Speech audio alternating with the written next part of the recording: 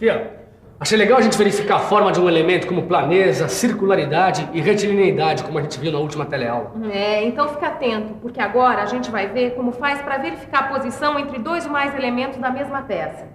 Na teleaula de hoje, a gente vai aprender o conceito de tolerância de posição e vai conhecer a orientação para dois elementos associados. Quais são os símbolos que a gente vai conhecer hoje? Calma, Caio. Primeiro, você precisa conhecer o conceito de tolerância de posição. E a nossa teleaula ainda nem começou. Então, nossa teleaula já está começando.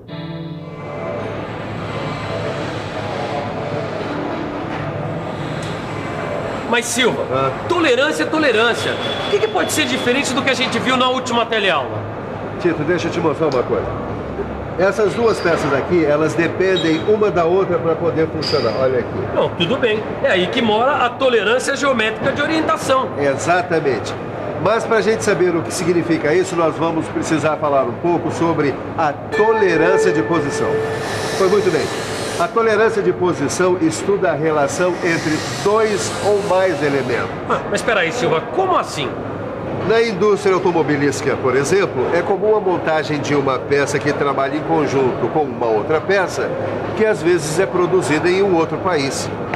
No caso desta peça aqui, a tolerância de posição estabelece o valor permissível de variação de um elemento da peça em relação à posição teórica estabelecida no desenho. Mas Silva, eu acho que vai ser difícil entender essa história de tolerância de posição. Aqui nada.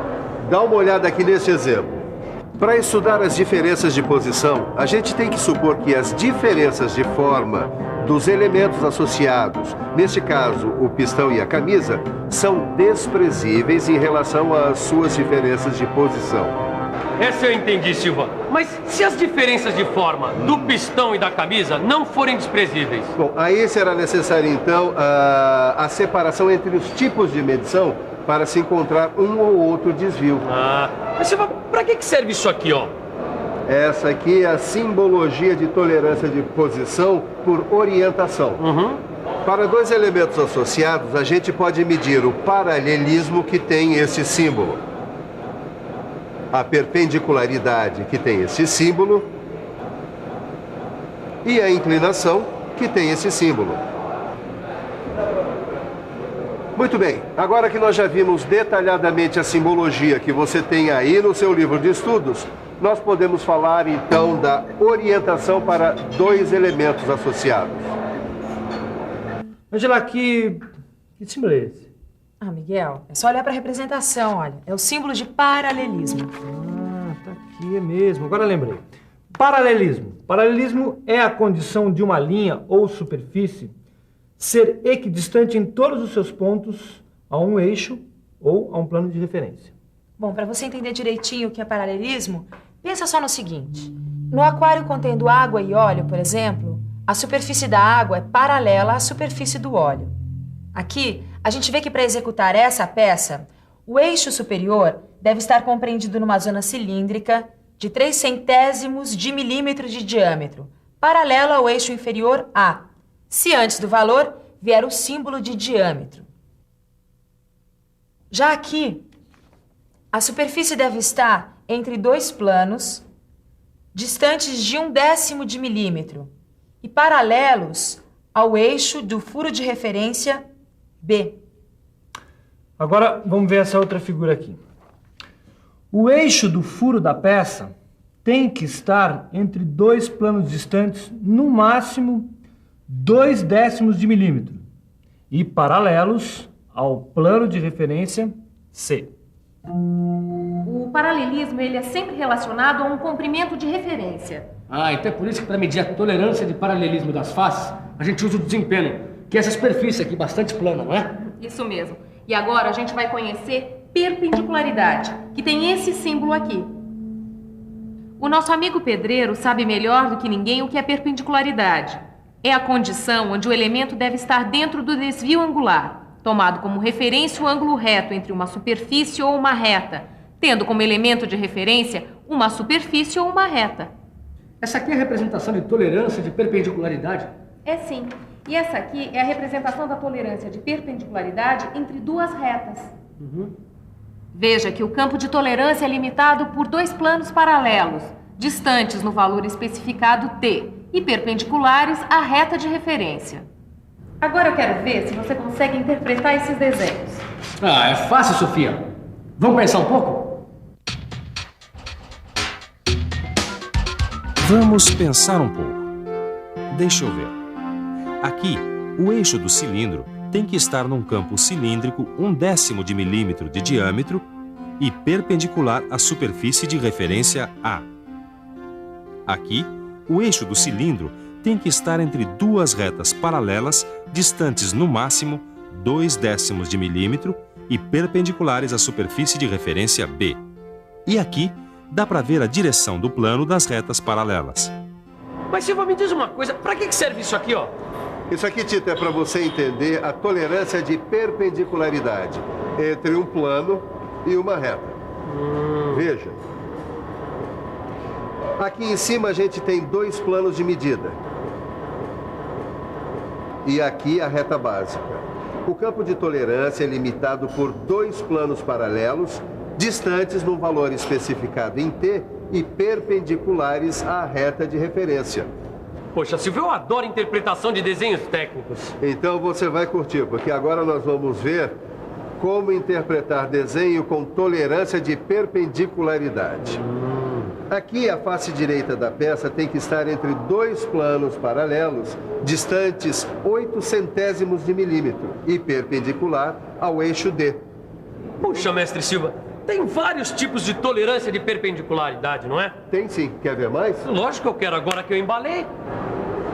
Tem ainda a tolerância entre dois planos, nos quais a tolerância de perpendicularidade entre uma superfície e um plano tomado como referência é determinada por dois planos paralelos, distanciados da tolerância especificada, respectivamente perpendiculares ao plano referencial e à tolerância de perpendicularidade entre duas superfícies.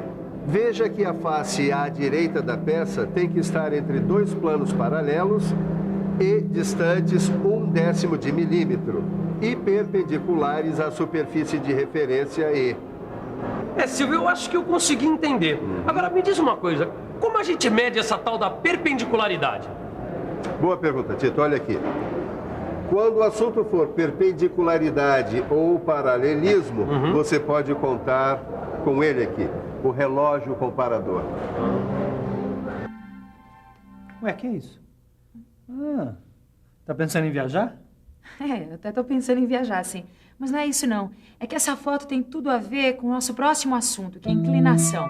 Tem esse símbolo. A Torre de Pisa é um bom exemplo de inclinação. Mas como é que a gente especifica a tolerância angular? É pela variação angular, especificando o ângulo máximo e o ângulo mínimo. Ou sob a forma de tolerância geométrica. Vem aqui que eu te explico. Olha aqui. A indicação 75 mais ou menos 1 grau significa que entre as duas superfícies, em nenhuma medição angular, o ângulo pode ser menor que 74 graus e nem maior que 76 graus. Legal, já que você está tão afiada, eu vou mostrar a representação que eu fiz para mostrar a tolerância de inclinação de uma linha em relação a uma reta de referência. Isso eu quero ver. Bom, o campo de tolerância é limitado por duas retas paralelas.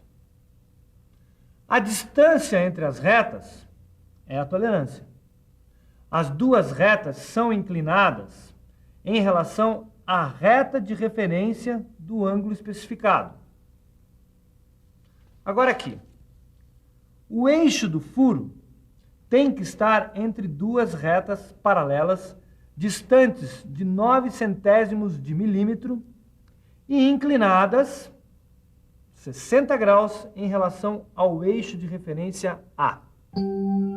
Ô, Sofia, nunca que eu subir naquela torre de Pisa. Vai que ela cai na hora que eu tô lá em cima. Quando a gente acabar de estudar a inclinação, você vai mudar de ideia. Falando nisso, eu quero te mostrar agora a tolerância de inclinação de uma superfície em relação a uma reta de base.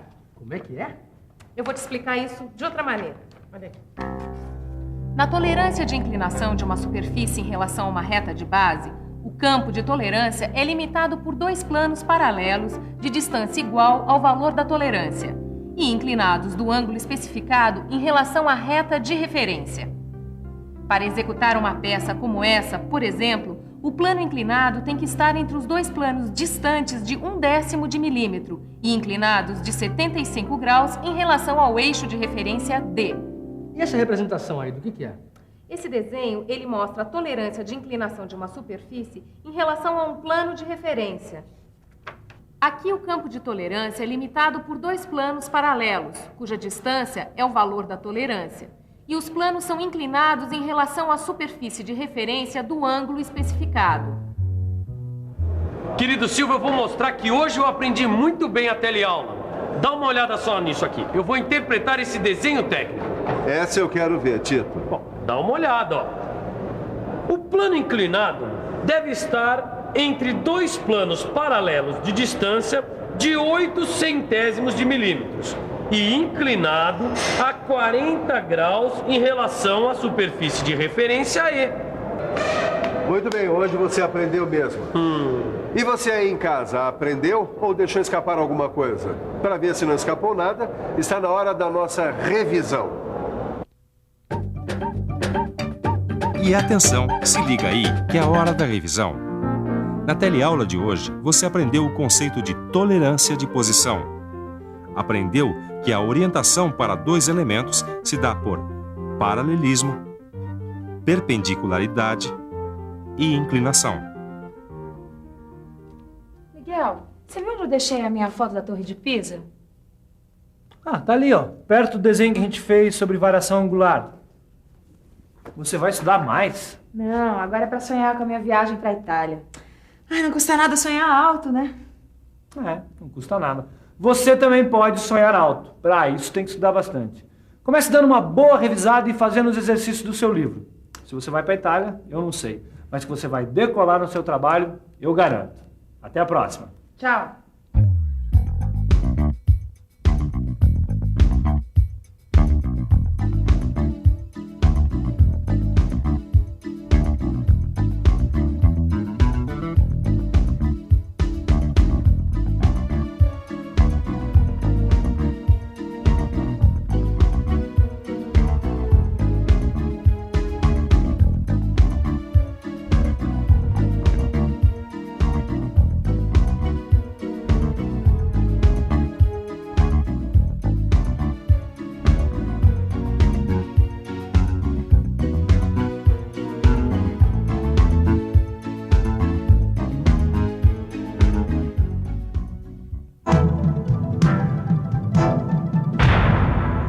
Telecurso 2000, um programa de educação do Sistema Fiesp e da Fundação Roberto Marinho.